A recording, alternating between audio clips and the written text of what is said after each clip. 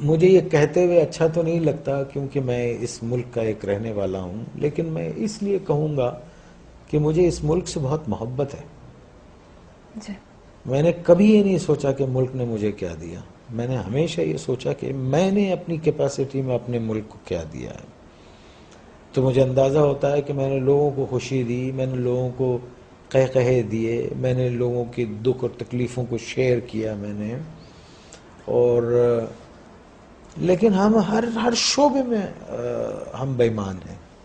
کیوں ہیں؟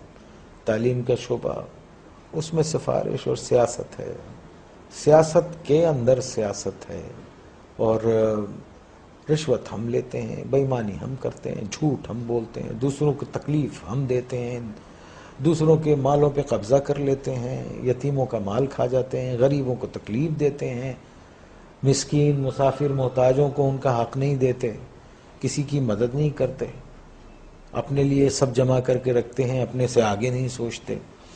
تو آپ یہ دیکھیے ایسے معاشرے جو ہیں وہ اگر آپ اتنے برے ہو رہے ہیں جس طرح سے نظر آ رہا ہے آپ کو، تو اگر آپ قرآن شریف پڑھیں تو اس میں جو قومیں اللہ تعالیٰ کی احکامات کو نہیں مانتی اور جو ان سب چیزوں میں نافرمانی میں جب بہت آگے چلی جاتی ہے تو اللہ نے کہا ہے میں ایسی قوم کو تباہ کر دیتا ہوں اور پھر ان کی جگہ دوسرے لوگ لے آتا ہوں۔ اللہ کہتا ہے کہ میرے لیے یہ کام کوئی مشکل نہیں ہے۔